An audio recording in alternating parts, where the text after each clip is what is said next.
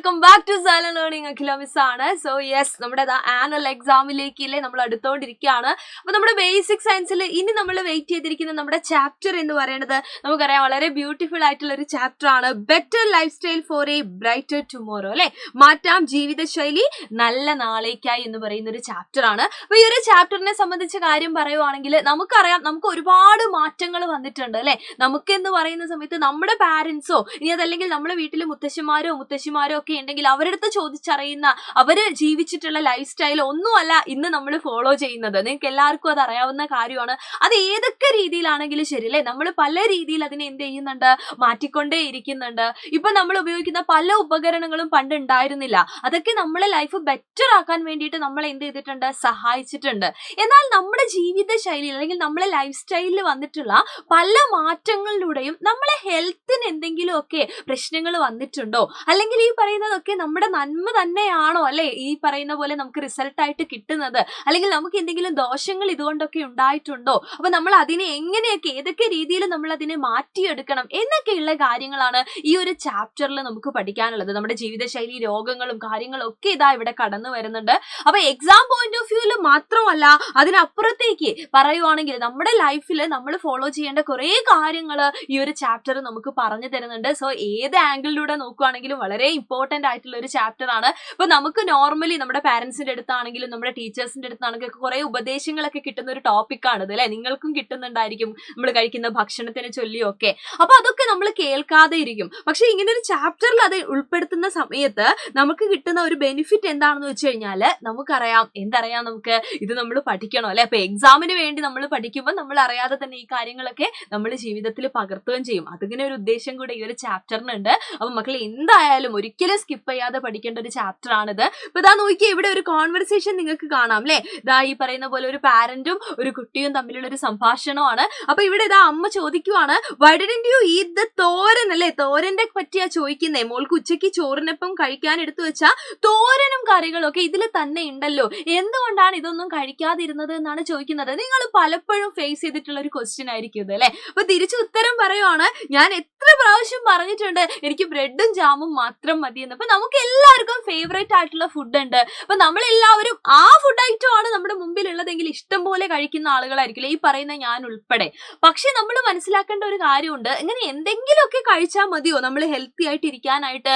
ഒരിക്കലും പോരാ, അല്ലെ? നമ്മൾ ഹെൽത്തി ആയിട്ട് ഇരിക്കാനായിട്ട് നമ്മൾ കഴിക്കേണ്ട അല്ലെങ്കിൽ നമ്മൾ ഫോളോ ചെയ്യേണ്ട ഒരു രീതിയുണ്ട്. നമ്മളെ ഫുഡിനെ പറ്റിയൊക്കെ പഠിച്ച ചാപ്റ്ററിൽ ഇത് പഠിച്ചിട്ടുണ്ടായിരുന്നു. ഒരു ബാലൻസ്ഡ് ഡയറ്റ് അല്ലെങ്കിൽ എന്താണ്, സമീകൃത ആഹാരമാണ് എപ്പോഴും നമുക്ക് വേണ്ടത് നമ്മുടെ വളർച്ചയ്ക്കൊക്കെ, അല്ലെ? അപ്പൊ ഈ ഒരു ചാപ്റ്ററിൽ ഇതാ നിങ്ങളോട് പങ്കുവെക്കുന്ന ഒരു കാര്യമാണ് ദ അൺഹെൽത്തി ഫുഡ് ഹാബിറ്റ്സ്, അല്ലെ? അതായത് നമ്മുടെ എന്താണ്, നമ്മുടെ ആരോഗ്യം നശിക്കാൻ കാരണമായിട്ടുള്ള അല്ലെങ്കിൽ ആരോഗ്യത്തിന് ദോഷം വരുത്തുന്ന ചില ആഹാര ശീലങ്ങളാണ് ഇതാ ഇവിടെ കൊടുത്തിരിക്കുന്നത്. അതിൽ ഏറ്റവും പ്രധാനപ്പെട്ടത് എന്ന് പറയുന്നത് നമ്മൾ എന്ത് ചെയ്യുന്നു, പച്ചക്കറികള്, പഴങ്ങള്, പരിപ്പ് വർഗ്ഗങ്ങൾ ഇതൊക്കെ നമ്മൾ കഴിക്കുന്നത് വല്ലാതെ കുറഞ്ഞു, അല്ലെ? പകരം മറ്റു ചില കാര്യങ്ങൾ നമ്മൾ കൂടുതലായിട്ട് കഴിക്കാൻ തുടങ്ങി. അതിൽ ഏറ്റവും കൂടുതലാണ് വൈകുന്നേരം ചായക്ക് നമ്മൾ സ്നാക്സ് ആയിട്ട് മിക്കവാറും, അല്ലെ, എണ്ണയിൽ വറുത്തെടുത്ത സാധനങ്ങളൊക്കെ അതൊക്കെ ഡെയിലി വല്ലപ്പോഴും കഴിക്കുക എന്നതിനപ്പുറത്തേക്ക് നമ്മളത് ഡെയിലി അത് നമ്മുടെ ഒരു ഹാബിറ്റ് ആയിട്ട് മാറി. അതനുസരിച്ച് നമുക്ക് അസുഖങ്ങളും കൂടി. അതുപോലെ തന്നെ നമുക്കറിയാം നമ്മുടെ ഷുഗർ ആയിക്കോട്ടെ, സോൾട്ട് ആയിക്കോട്ടെ, അല്ലെ? ഈ പറയുന്ന പോലെ എന്താണ്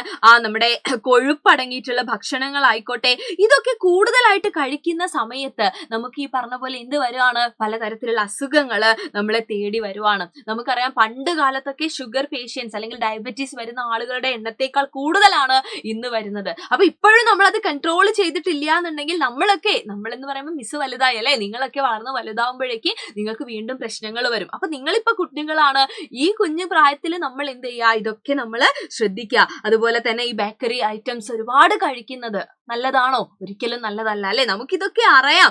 അതുപോലെ തന്നെ കുക്കിംഗ് ഓയിൽ വീണ്ടും റീയൂസ് ചെയ്യുക, അല്ലെ? വീണ്ടും ഉപയോഗിച്ചുകൊണ്ടേ ഇരിക്കുക. പ്രശ്നമാണ്. ഇതാണ് നമ്മൾ പുറത്തുനിന്ന് എണ്ണയിൽ വറുത്തത് കഴിക്കുമ്പോൾ വീട്ടിലുണ്ടാക്കുന്നതിനേക്കാൾ പ്രശ്നമാണ് പുറത്തുനിന്ന് കഴിക്കുമ്പോൾ എന്ന് പറയും. കാരണം എന്താ, അവിടെ ഒന്നും എണ്ണയ്ക്ക് നിങ്ങൾക്ക് ആലോചിച്ചാൽ അറിയാം എന്തൊരു വിലയാണ്, അല്ലെ? അത് വീണ്ടും ഉപയോഗിക്കല്ലാതെ പെട്ടെന്ന് ഓരോ പ്രാവശ്യം അത് മാറ്റുന്നുണ്ടാവോ? ഒരിക്കലും ഉണ്ടാവില്ല.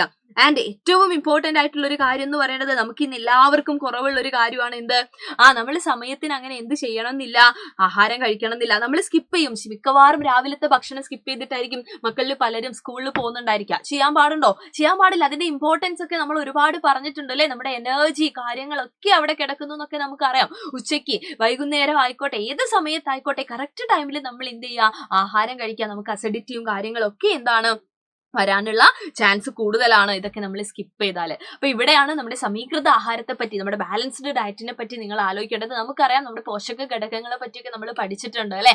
അതിനകത്ത് നമുക്ക് കാർബോഹൈഡ്രേറ്റ് ഉണ്ടായിരുന്നു അല്ലെ, കാർബോഹൈഡ്രേറ്റ് ഉണ്ടായിരുന്നു, നമുക്ക് പ്രോട്ടീൻ ഉണ്ടായിരുന്നു, നമുക്ക് വൈറ്റമിൻസ് ഉണ്ടായിരുന്നു, മിനറൽസ് ധാതുക്കൾ ഉണ്ടായിരുന്നു. അതിൽ നമ്മൾ പറഞ്ഞിട്ടുണ്ട് ഏറ്റവും കുറച്ച് നമുക്ക് വേണ്ടത് കൊഴുപ്പ് അല്ലെങ്കിൽ ഫാറ്റ് എന്ന് പറയുന്നത്. തീരെ വേണ്ടെന്നല്ല, പക്ഷെ വളരെ കുറച്ച് മതി നമുക്ക്.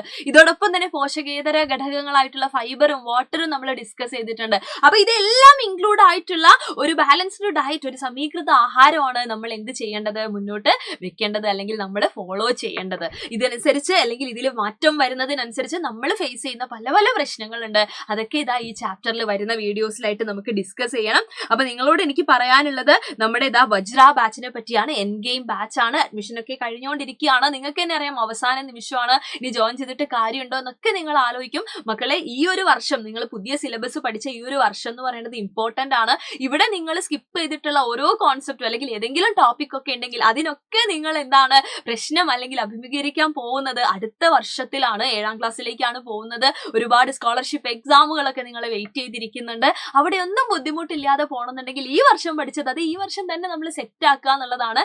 അപ്പോൾ ആ ക്ലാസ് ഒക്കെ മിസ്സായിട്ടുള്ള ആളുകൾക്ക് വേണ്ടിയിട്ടും ഒക്കെയാണ് നമ്മുടെ റിവിഷൻ ബാച്ച് ഉള്ളത്. അപ്പൊ പറ്റുന്ന ആളുകൾ എല്ലാവരും എന്ത് ചെയ്യുക, ജോയിൻ ചെയ്യുക. നിങ്ങൾക്ക് അവിടെ ഓരോ ക്ലാസ്സുകളിലായിട്ട് റിവൈസ് ചെയ്യാനുള്ള അവസരം, മറന്നുപോയതൊക്കെ ഓർമ്മിച്ചെടുക്കാനുള്ള അവസരം, പുതുതായിട്ട് പഠിക്കാനുള്ള അവസരം, മോഡൽ എക്സാം അറ്റൻഡ് ചെയ്യാനുള്ള അവസരം എല്ലാം ഉണ്ടായിരിക്കും. സോ മാക്സിമം നിങ്ങൾ എന്ത് ചെയ്യുക, ജോയിൻ ചെയ്യുക. നമ്മുടെ എൻ ഗെയിം ബാച്ചിൽ ഇപ്പോൾ ഓഫർ ഇപ്പോഴും കണ്ടിന്യൂ ചെയ്യുന്നുണ്ട്. അതായത് 15% ഡിസ്കൗണ്ട് ഉണ്ട്. ഈ കൂപ്പൺ കോഡ് യൂസ് ചെയ്താൽ മതി. അല്ലെങ്കിൽ കാണുന്ന നമ്പറിൽ ഒന്ന് നിങ്ങൾ കോൺടാക്ട് ചെയ്യുക. എന്നിട്ട് എത്രയും പെട്ടെന്ന് അഡ്മിഷൻ എടുക്കുക മക്കളെ.